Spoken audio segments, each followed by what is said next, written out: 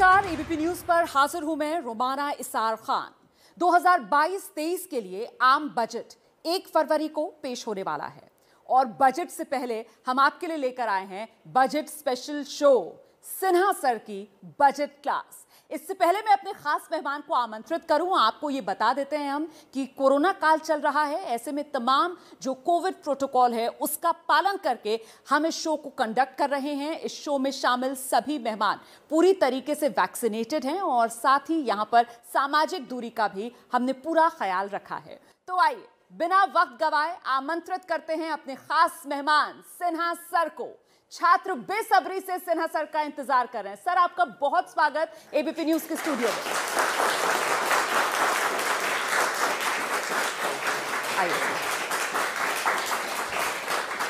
बहुत स्वागत है सर आपका एबीपी न्यूज में। सिन्हा सर को आप सबने टीवी पर देखा होगा, संसद में भी कई बार सुना होगा। सिन्हा सर मतलब जयंत सिन्हा जी बीजेपी के सांसद हैं, मोदी सरकार में वित्त राज्य मंत्री रह चुके हैं, अभी संसद की वित्त मामलों की स्थायी समिति के अध्यक्ष हैं, आर्थिक मामलों के बड़े जानकार हैं। आईआईटी दिल्ली के बाद विदेश में पढ़ाई की, नौकरी भी की, फिर राजनीति में आए देश सेवा के लिए।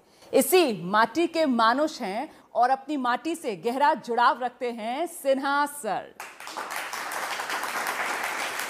सर, आज जैसा कि आप देख रहे हैं छात्र यहाँ पर मौजूद हैं अपने सवालों के साथ और छात्रों के सवालों के जरिए देश की अर्थव्यवस्था को हम आपसे समझेंगे। और इससे पहले छात्रों के साथ सवाल जवाब का सिलसिला शुरू हो, क्योंकि बात बजट की हो रही है, ऐसे में बजट को लेकर समझ ये बनती है कि बजट मतलब आमदनी और खर्च का बही खाता, लेकिन देश की आमदनी और देश का खर्च कहाँ कहाँ कैसे कैसे होता है, अगर इससे शुरुआत करें तो।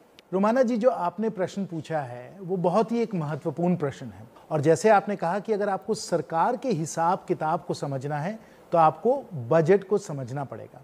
और इसमें सरकार के खर्चे हैं, यानी सरकार की जो स्कीम है, जो हम लोग फौज को पैसे दे रहे हैं, इंडियन रेलवेज को पैसे दे रहे हैं, इन सब पे हम लोगों का कुल मिलाकर खर्चा कितना है। अगर ये खर्चा है तो क्योंकि सरकार को भी अपनी दुकान चलानी होती है तो सरकार को कमाई भी कहीं से लानी होती है।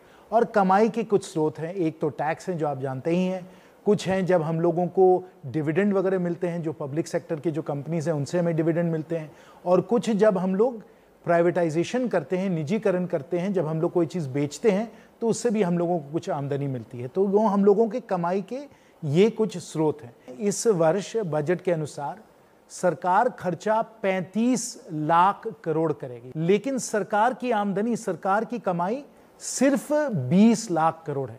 यानी अगर आप सरकार को एक आप बिजनेस समझें, एक दुकान समझें, तो आप खर्चे 35 लाख करोड़ कर रहे हैं और आपकी कमाई सिर्फ 20 लाख करोड़ है। यानी सरकार 15 लाख करोड़ के घाटे में इस वर्ष चलेगी।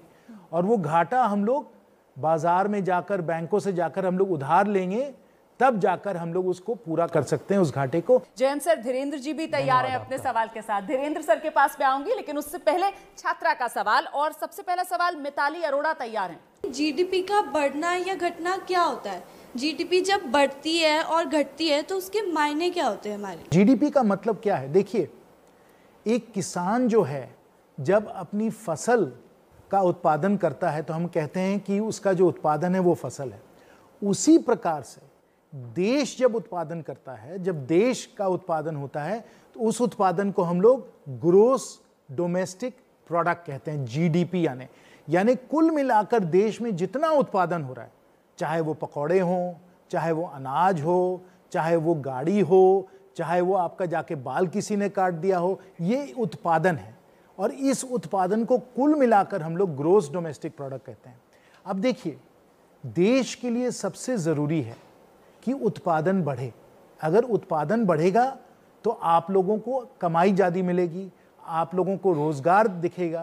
तो उत्पादन बढ़ाना देश के लिए सबसे महत्वपूर्ण, आर्थिक नज़रिए से अगर देखें, सबसे महत्वपूर्ण प्राथमिकता है कि उत्पादन को हम लोग बढ़ाएं।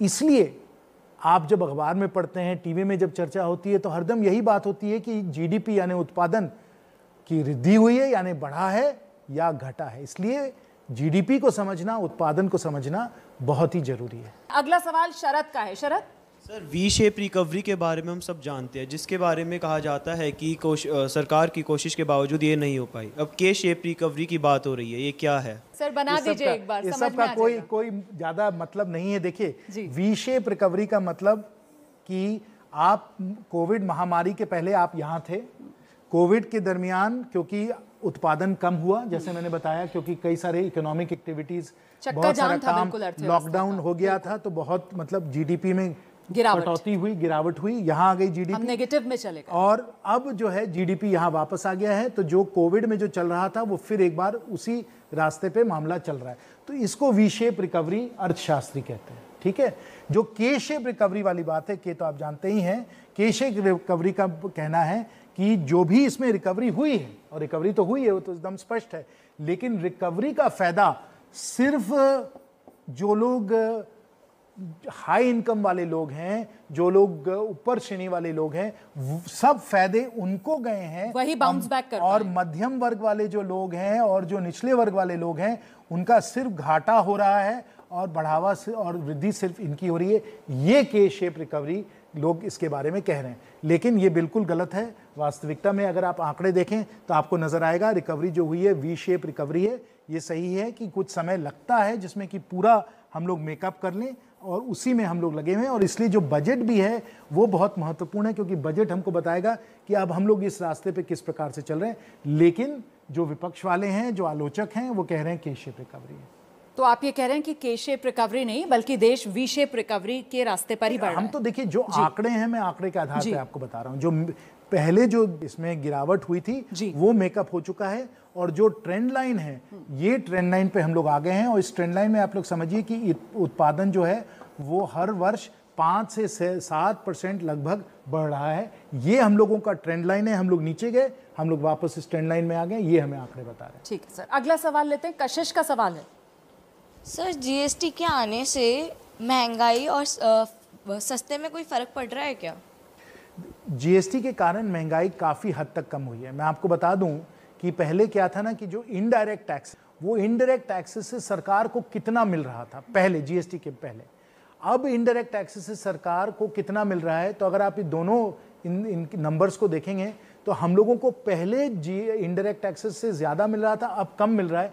यानी टैक्स का बोझ जो था, इनडायरेक्ट टैक्स का बोझ जो था अर्थव्यवस्था में, वो कम हुआ है, यानी इससे महंगाई भी कम हुई। तो सर पहले जैसे होता था ना कि भाई जब बजट आता था तो उस पर नजर रखते थे, क्या महंगा होगा, क्या सस्ता होगा। तो जीएसटी के आने के बाद तो मेरे ख्याल से अब वो सब तो न्यूट्रलाइज हो गया। नहीं, बिल्कुल सही कह रही हैं आप। अभी भी थोड़ा बहुत होता है, क्योंकि इंपोर्ट ड्यूटी जो है वो अभी में बजट में उसको ऊपर नीचे कर सकते हैं, लेकिन और सब जो इनडायरेक्ट टैक्सेस हैं वो सब अब जीएसटी काउंसिल के द्वारा एक सहमति बनती है केंद्र सरकार की और सब प्रदेश के सब जो राज्य सरकार हैं, इन सब की जब सहमति बनती है तभी जीएसटी के रेट में कुछ बदलाव आता है। नहीं तो जीएसटी काउंसिल जब तक इसमें सहमति नहीं देगी और एकदम लोकतांत्रिक तरीके से ये प्रक्रिया इसकी चलती है, सबसे बातचीत होती है, तभी जाकर इसमें कोई बदलाव आता है। और जैसे मैंने कहा कि जो रेट पहले था कि इनडायरेक्ट टैक्सेस का, जीएसटी का, उससे बिल्कुल ये कम हुआ है, और इसलिए महंगाई से इसमें हम लोगों को काफ़ी लगाम का एक हम लोगों का महसूस हुआ है। इन्वेस्टमेंट एक बहुत बड़ा माइलस्टोन है, लेकिन जैसा आपके क्षेत्र में फर्टिलाइज़र कॉरपोरेशन ऑफ इंडिया एक बैठा हुआ पब्लिक सेक्टर है, या एचईसी जो कि एक लॉस मेकिंग लेकिन अभी फंक्शनल पब्लिक सेक्टर है, तो इस तरह के एसेट्स को लिक्विफाई करने का, बेचने का या डिसइन्वेस्ट करने का कोई आपके पास, आप लोग के पास रोड मैप है? धीरेन्द्र जी, आपने बड़ा एक गंभीर एक सवाल पूछा है, और वो सवाल ये है कि अगर हम लोगों को एयर इंडिया जैसे डिसइन्वेस्टमेंट करने हों, यानी 100% इसको अगर हम लोगों को दूसरों को ट्रांसफ़र करना हो, तो इसको हम लोग कैसे करें। जो समस्याएं हैं, मुख्य रूप से 2 बड़ी भारी समस्याएं हैं जिनके बारे में आपको बताना चाहता हूँ। पहली बात तो ये है कि हर ऐसे जो है पीएसयू वगैरह में, उसमें कई सारे जो हैं एसेट्स नॉन कोर एसेट्स होते हैं, और उन नॉन कोर एसेट्स को हम लोगों को हटाना पड़ता है। जैसे कि ज़मीन हो गया, आपने एचईसी की बात की धीरेन्द्र जी, जिसको मैं अच्छी तरह से जानता हूं, जो रांची में। एचईसी के पास ज़मीन बहुत सारी है, एयर इंडिया के पास भी ज़मीन बहुत सारी थी। एयर इंडिया के पास एक बहुत बड़ा आर्ट कलेक्शन था। एयर इंडिया के पास कई सारे और ऐसे कंपनीज थे जो उसके जो क्लियर जो उसका ऑपरेटिंग पर्पस था कि हम उसको हवाई जहाज चलाएं, उससे वो जुड़े हुए नहीं थे। तो पहली बात तो ये होती है कि नॉन कोर एसेट्स को हम लोगों को हटाना पड़ता है। नॉन कोर एसेट्स उनको आइडेंटिफाई करते हैं और उनको हटाना पड़ता है। इसकी एक लंबी प्रक्रिया चलती है और इसमें हम लोगों ने एक बहुत बड़ा सरकार में एक इनोवेशन हम लोगों ने तैयार किया। वो इनोवेशन था कि हम लोगों ने एक एसपीवी बनाया और वो एसपीवी जो है इसमें नॉन कोर एसेट्स हम लोगों ने डाल दिए। सर इसकी फुल फॉर्म क्या है एसपीवी? Special purpose vehicle. जी अच्छा। तो जैसे आपके जो होटल्स थे एयर इंडिया वाले या रियल एस्टेट थे एयर इंडिया वाले या और कंपनीज थे एयर इंडिया वाले, उन सबको हम लोगों ने एक एसपीवी में डाला और एयर इंडिया को हम लोगों ने एकदम एक तरीके से उसको एक आज़ादी दी, उसको अलग कर दिया, जिसमें कि कोर ऑपरेटिंग एसेट जो मतलब हवाई जहाज जो हैं उनको हम लोगों ने इन सब चीज़ों से अलग कर दिया। फिर जब ये अलग किया तब जो है खरीदार फिर थोड़ा उनको रुचि आई कि भाई हमको ये सब नहीं लेना पड़ रहा है, हमको सिर्फ ऑपरेटिंग एसेट्स लेना पड़ा है। तो पहली बात तो ये है कि हम लोगों को एसपीवी बनाना पड़ता है, वो एक लंबी प्रक्रिया है। दूसरा, हर जो पीएसयू है उसका जो ऋण है डेट वो भी बहुत बढ़ा हुआ रहता है। तो डेट को भी हम लोगों को किसी तरीके से अब्जॉर्ब करना है, जिसमें कि ऐसा ना हो कि जो खरीदार है उसको बहुत सारा डेट जो है जो ब्याह उसको बहुत ज़्यादा ऋण है उसको ऋण स्वीकार करना पड़े। तो डेट का भी हम लोगों को यहाँ हम लोगों को स्ट्रीमलाइनिंग करना पड़ता है। तो पहले तो आप नॉन कोर एसेट्स को सेपरेट करिए, फिर आप डेट को कम ऋण को कम करिए, फिर जाकर आपको बायर्स ढूंढने पड़ेंगे। तब जाके जब बायर्स आपके कई सारे आते हैं तब जाकर आप ये इस तरीके से 100% डिसइन्वेस्टमेंट करना पड़ता है।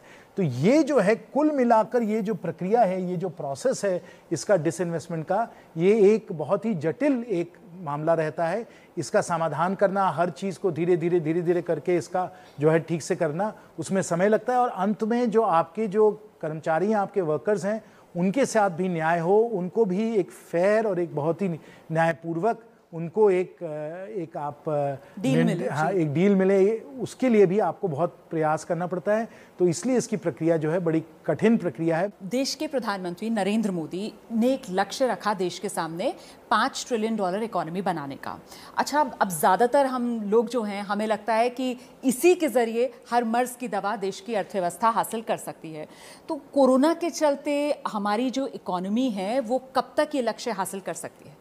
आपने बिल्कुल सही प्रश्न रोमाना जी पूछा। आज के समय मोटा मोटी तौर पे जो हमें समझना है वो ये है कि हमारी अर्थव्यवस्था का उत्पादन जो है वो करीब $3 ट्रिलियन है। $3 ट्रिलियन यानी लगभग, जैसे मैंने पहले ही कहा, 220 लाख करोड़। ठीक है, रुपये में ये 220 लाख करोड़ है, डॉलर्स में करीब $3 ट्रिलियन है। ठीक है, जब कोरोना के कारण हम लोगों के यहाँ गिरावट हुई थी तब हम लोगों की अर्थव्यवस्था और जीडीपी जो थी वो कम हुई थी, लेकिन अब हम लोगों की रिकवरी हो गई है, हम लोग वापस इस ट्रेंड पे आने लग गए हैं। ठीक है, और इस बार जो बजट में जो वृद्धि होगी, जो लोग ज़रूर मैं समझता हूँ अनुमान है कि उनकी सोच होगी कि हम लोग करीब 6-7% हम लोगों की वृद्धि होगी, ग्रोथ रहेगा इसमें। ठीक है, अगर हम लोग इसी ट्रेंड पे चलते रहे, 6-7% का हम लोगों का ग्रोथ होते रहे, तो $3 ट्रिलियन से हम लोग $5 ट्रिलियन पे हम लोग पहुंच जाएंगे।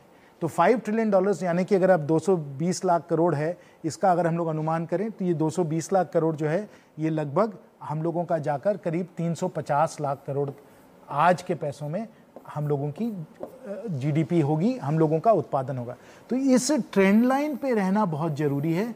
इस ट्रेंड लाइन पे, जैसे मैंने कहा, जैसे अगर हम लोग इसी 6-7% पे हम लोगों का ग्रोथ चलता रहे तो जो हम लोगों का ऋण है वो भी कम हो जाएगा। तो ये अचीव कब तक कर लेंगे अगर हम 6-7% ग्रोथ की तरफ, अगर 6-7% की अगर हम लोग ग्रोथ करते हैं तो 2000, मैं समझता हूँ करीब 2030 तक हम लोग इसको हासिल तो कर ही लेंगे। उसके पहले भी हासिल कर सकते हैं, लेकिन 2030 तक हम लोग इसको हासिल हम लोग कर ही लेंगे। और जैसे आपने प्रश्न पूछा, और जो हर के मन में यही प्रश्न है कि रोजगार बढ़ेगा कि नहीं बढ़ेगा, रोजगार का सृजन होगा कि नहीं होगा। ये रोजगार का, अगर हम लोग $5 ट्रिलियन को हासिल कर लेते हैं तो रोजगार जो है इसका सृजन बड़े तेजी से होगा। और बहुत ये जो हम लोगों का ग्रोथ हो रहा है, इसके जो ड्राइवर्स हैं साथियों, ये ग्रोथ जो हो रहा है इसके पीछे क्या कारण है, इसके पीछे क्या हो रहा है जिसके कारण हम लोग कह रहे हैं कि हम लोग इस ट्रेंड लाइन पे चल रहे हैं और हम लोग 5 ट्रिलियन को हासिल कर लेंगे। इसके पीछे 3 चीजें जो हैं बहुत जरूरी है जो समझना। एक तो एक्सपोर्ट्स, क्योंकि हम लोगों का एक्सपोर्ट सेक्टर अब और भी कंपेटिटिव होते चले जा रहा है, तो हमारे एक्सपोर्ट्स में बड़ी वृद्धि हो रही है। हमारे आईटी के कंपनी, हमारे फार्मा के कंपनी, हमारे हाई टेक मैन्युफैक्चरिंग वाले जो कंपनीज हैं, इसमें एक्सपोर्ट्स में बहुत वृद्धि हो रही है।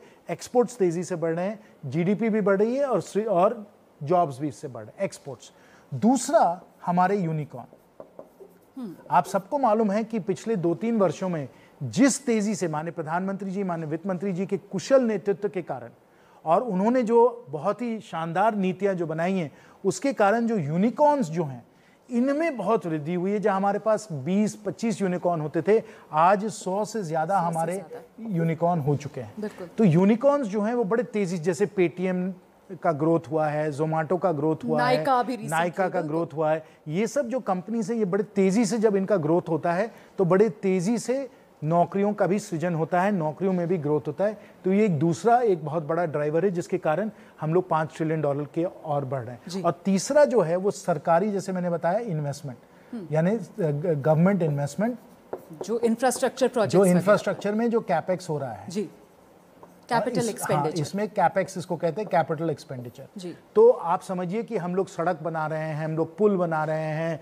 हम लोग एयरपोर्ट्स बना रहे हैं, रेलवे में बुलेट ट्रेन बन रही है, ये सब जो कैपेक्स हो रहा है, कैपिटल एक्सपेंडिचर जो हो रहा है, इसमें भी बहुत सारे लोगों को अवसर मिल रहा है, क्योंकि कंस्ट्रक्शन में आपको इससे बढ़ोतरी होगी, आपको स्टील का निर्माण करना पड़ेगा, आपको सीमेंट का निर्माण करना पड़ेगा। इन सब इंडस्ट्रीज को कैपेक्स जो है, पब्लिक सेक्टर इंफ्रास्ट्रक्चर जब बनता है, बड़े तेजी से इसको प्रोत्साहन देता है।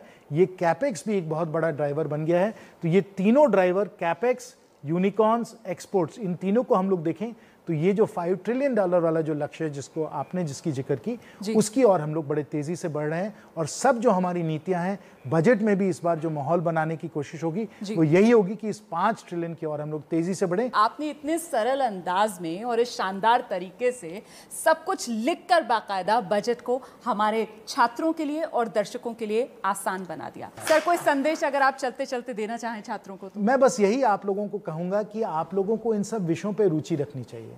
कुएं में अगर हम लोग हैं तो बस हम लोग कुएं को जान सकते हैं, लेकिन अगर हम लोग समुंदर के बारे में सोचें कि विश्व में क्या परिस्थितियां हैं, देश में क्या परिस्थितियां हैं, सिर्फ अपने बारे में नहीं समझें, तो आपको इन सब चीज़ों में रुचि भी बहुत होगी और आप तरक्की भी बहुत करिएगा, क्योंकि समुंदर को ही जानकर हम लोग विकास हम लोगों का हो सकता है, हम लोग आगे बढ़ सकते हैं।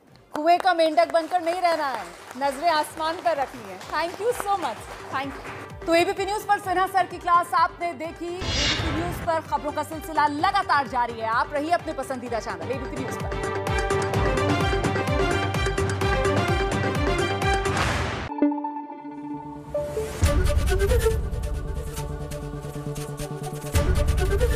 एबीपी न्यूज आपको रखे आगे।